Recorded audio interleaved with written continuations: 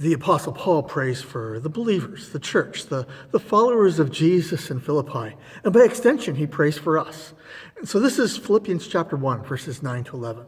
This is my prayer, that your love may abound more and more in knowledge and depth of insight, so that you may be able to discern what is best, and you may be pure and blameless for the day of Christ, filled with the fruit of righteousness that comes through Jesus Christ to the glory and praise of God.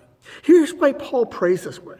I bring this up because sometimes people go, why did he pray for that? Of all the things to pray for, why that?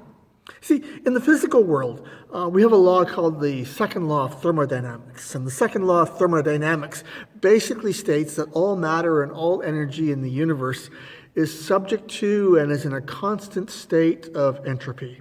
That means everything is in a constant state of running down and a continual degradation, an ongoing deterioration and decay.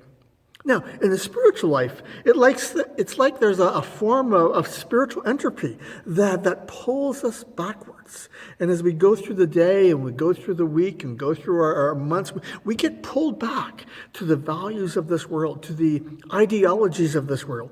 Sometimes it's expressed in the music we listen to, the news articles we watch or we read, the messaging along the highway, our friends. We get pulled back to it. And if I was a betting man, I would put money on the fact that the vast majority of us got sucked into some aspects of the world's way of thinking around the situation in Washington, D.C. last week. And if you think you didn't, that's probably a sign that you did. The only way to counteract that spiritual entropy, the second law of thermodynamics as applies to spiritual life, is to be infusing ourselves with new energy. And one of the ways we do that is by encouraging, by praying for, by building each other up. That's why we need each other. That's why we need life groups. We really do need one another.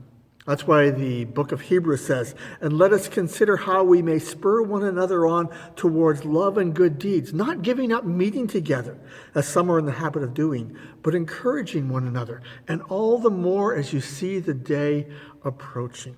We need to connect. We need to encourage. We need to build each other up, especially as we see things getting more difficult. Do it often. Pray together. Open the scriptures together. You need to counteract the spiritual entropy that operates in this world. And so I'm praying for you.